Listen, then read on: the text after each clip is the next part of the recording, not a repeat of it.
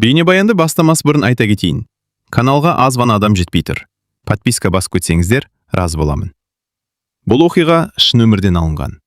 Жүрегіңізді тебірентетін, ойландыратын шынайы әңгімелерді осы видеодан тамашалаңыз. Айгүл 50 жасқа толғалы бері уақытты мүлде басқаша сезіне бастады. Бұрын жылдар қалай өтіп жатқанын байқамайтын. Ал қазір әр күн ұзақ, әр кеш тым-тыныс сияқты көрінетін. Үй іші де өзгеріп кеткен. Балалары бөлек кеткен, әр қайсысы өз тіршілігімен. Үйде бұрынғыдай күлкі, шу жоқ. Теледидар қосылып отырса да жансыз сияқты. Ас үйдегі ыдыстардың сыңғыры ғана тіршіліктің белгісі секілді. Айгүл кейде терезенің алдында ұзақ тұратын әдет шығарды. Кешкісін аулаға қарап, адамдардың асығыс өмірін бақылайды. Біреу жұмыстан келеді, біреу баласын жетектеп жүр. Біреу телефонмен күліп сөйлесіп барады. Ал өзі солардың сыртында қалғандай. Осы өмірде бәріне үлгердім, бірақ өзіме үлгермедім-ау, деп іштей күрсінді ол бір күні. Сол күні бәрі әдеттегідей басталған. Таңертең жұмысқа барды. Әріптестермен қысқа-қысқа әңгіме, құжаттар, қағаздар, бәрі бір сарынды. Түстен кейін бастығы бір құжатты шұғыл апарып келуді тапсырды.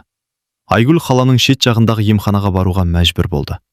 Емхананың іші әдеттегідей. Ұзын кезек, шу, әркім өз проблемасымен жүрген адамдар. Ол құжаттарын өткізіп, бір шетке отырып күте бастады. Сол кезде қасында бір ер адам келіп отырды. «Кезек ұзақ па?» деді ол жай ғана. Айгүл басын изеді. Әдеттегідей, тез бітпейді. Ер адам жымиып қойды. Даусы сабырлы, тым қатты емес. Киімі қарапайым, бірақ ұқыпты. Шашында аздап ақ бар, бірақ өзіне жарасып тұр. «Мұнда бірінші рет келіп отырмын. Осынша күтем деп ойламаппын», деді ол. Айгүл еріксіз күліп жіберді. «Бірінші рет болсаңыз, әлі үйренесіз». Осы бір қарапайым әңгіме қалай басталып кеткенін өзі де түсінбей қалды. 1-2 минутта бітетін сөз сияқты еді, бірақ жалғаса берді. «Сіз осы жақта жұмыс істейсіз бе?» деп сұрады ер адам. «Иә, жақын жерде. Ал сіз?»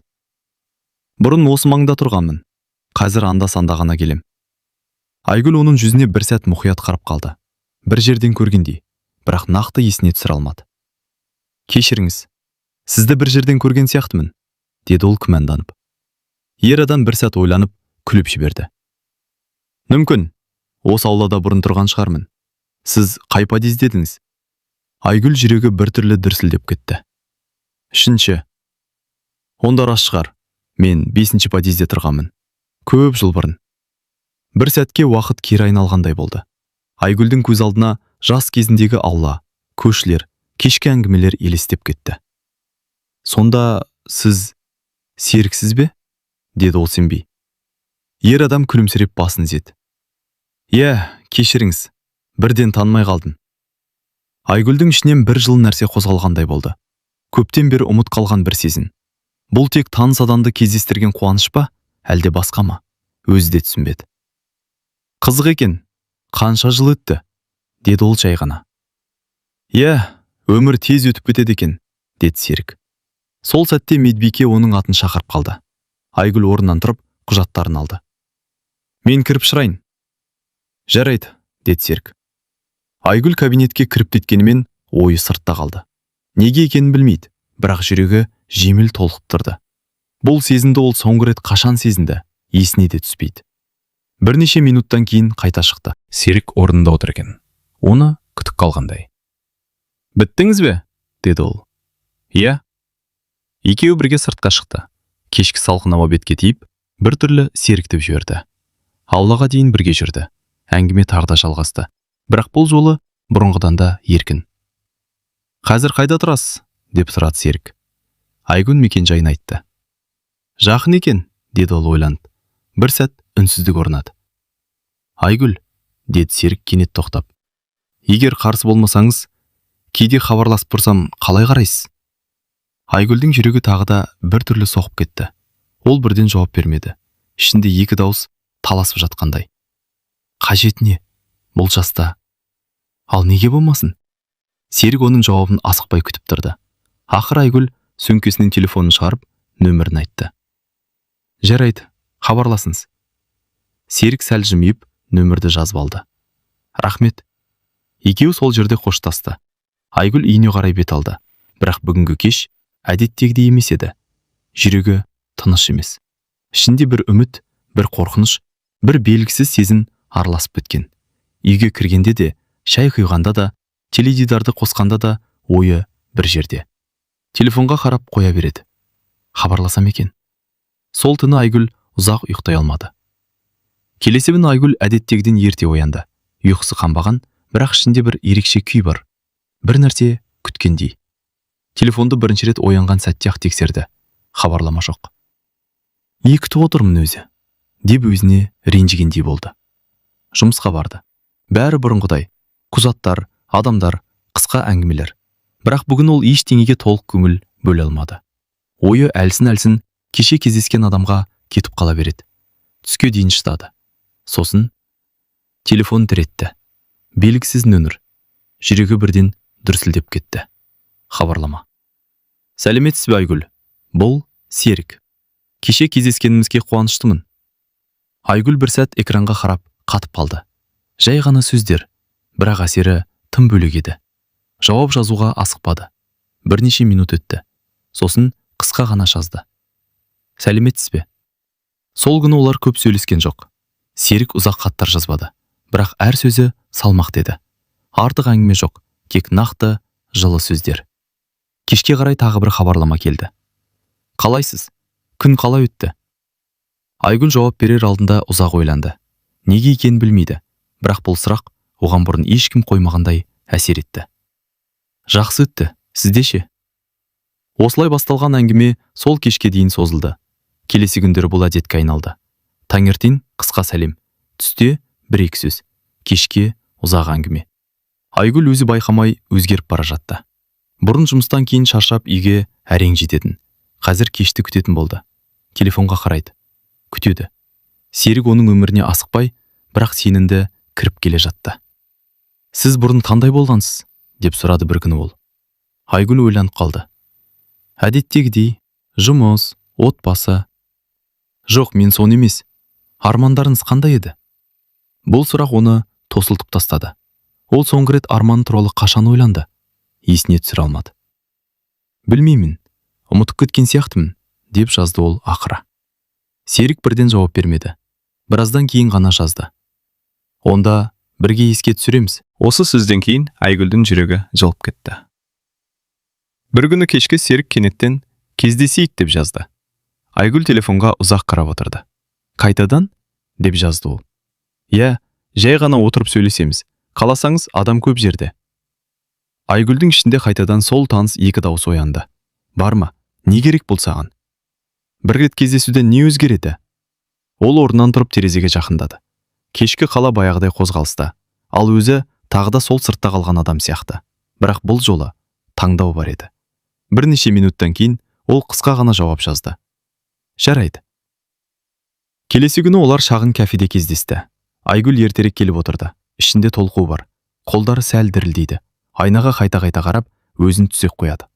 «Бұл неке өзі?» деп іштей күліп те алды. Серік кешікпей келді. Оны көрген сәтте Айгүлдің жүрегі тағы да біртүрлі соқты. Кеше ғана көрген адам, бірақ бүгін басқаша әсер қалдырды.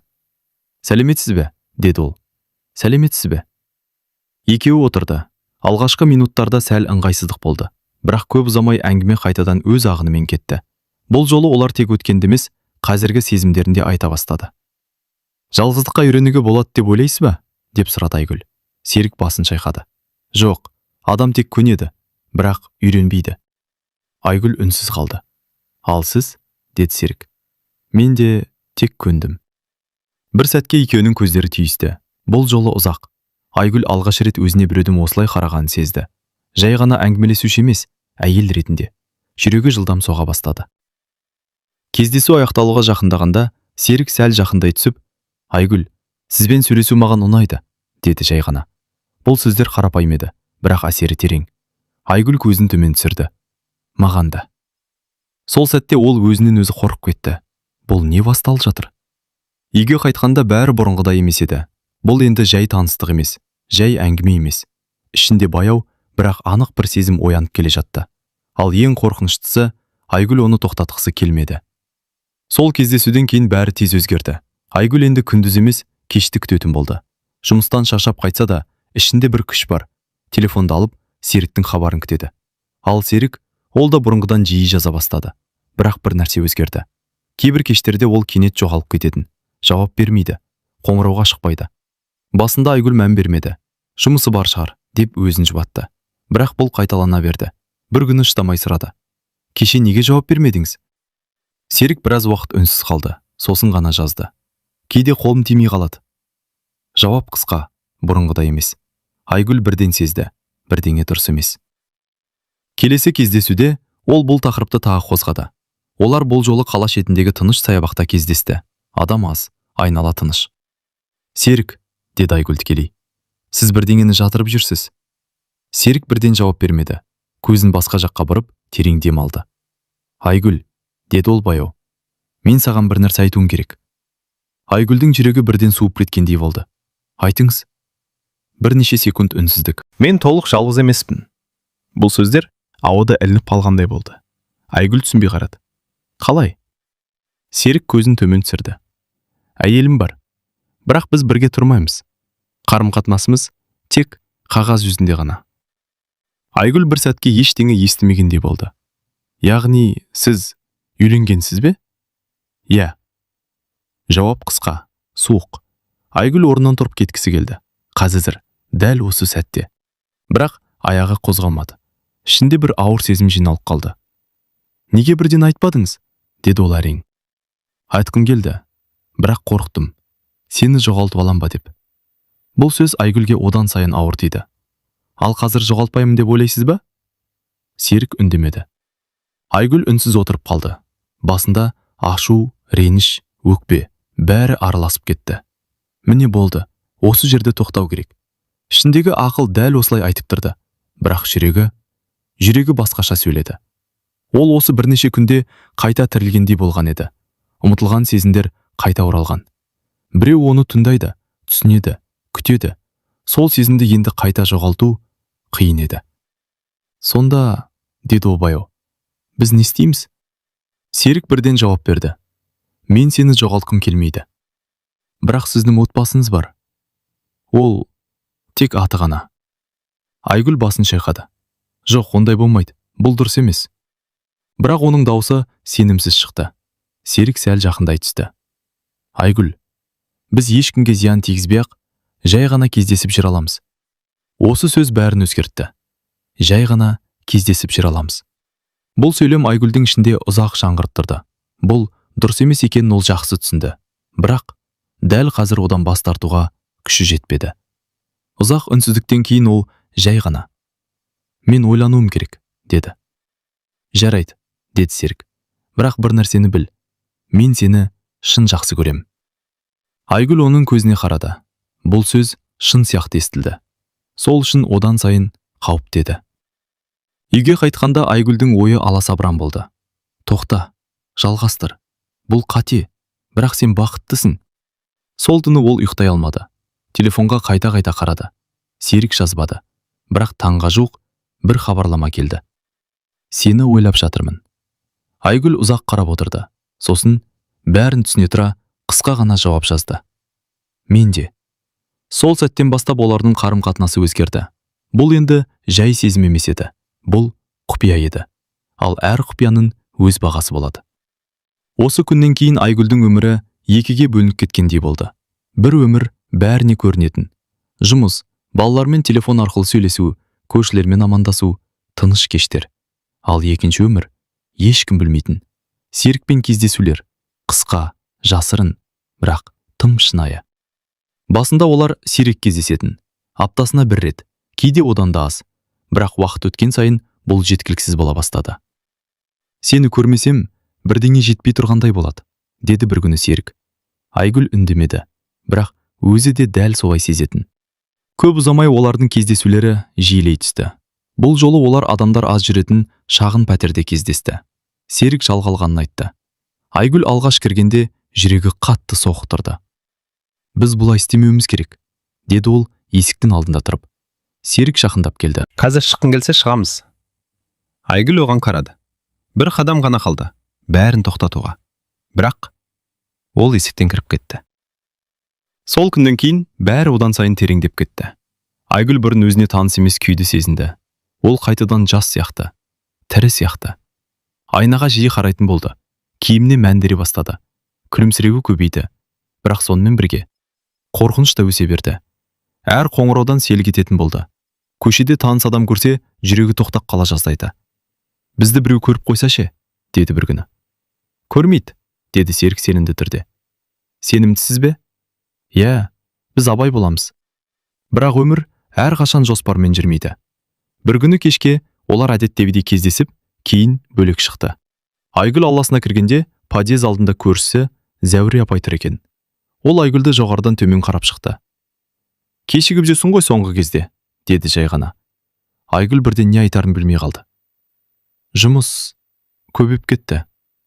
Зәуре апай басын изеді, бірақ көзі күмәнмен қарады. Иә, жұмыс. Сол көзқарас Айгүлге ұнамады. Келесі күні тағы бір жағдай болды. Жұмыста әріптесі Кенет. Айгүл апай, сізді кеше бір ер адаммен көргендей болдым. Сіз бе едіңіз? Деп қалды. Айгүлдің жүрегі бірден тоқтап қалғандай болды. Қайда? Қаланың шетінде. Мүмкін қателескен шығарын. Айгүл күліп жіберген болды. Иә, қателескен шығарсыз. Бірақ ішінде бәрі шайқалып кетті. Сол кеште ол Серікке жазды. Бізді байқап жатқан сияқты. Жауап бірден келді. Кім? Білмеймін, бірақ қорқып жүрмін. Бірнеше секунд үнсіздік. Сосын Серік қоңырау шалды. Айгүл, тыңда. Біз бұлай қорқып жүре алмаймыз. Онда не істейміз?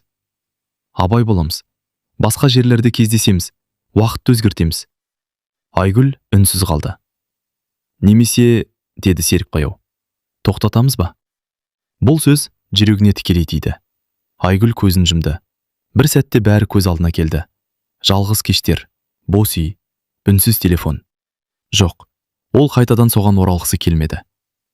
Жоқ, деді ол ақан. Тоқтатпаймыз. Серік демін жеңін шығарды. Мен де солай ойладым. Бірақ сол сәттен бастап бәрі өзгере бастады. Бұл енді жай махаббат емес еді. Бұл тәуекел еді. Әр кездесу қауіп, әр хабарлама із. Ал ең қорқыныштысы, Айгүл енді бұл өмірге үйреніп бара жатты. Және одан бас тарту күн сайын қиындай түсті. Айгүл соңғы күндері өз өмірін өзі танымай қалды. Бұрын ол тыныш, реттелген, бәрі түсінікті өмір сүретін. Ал қазір әр күн белгісіздік, әр қадам қорқыныш. Бірақ соған қарамастан ол тоқтай алмады.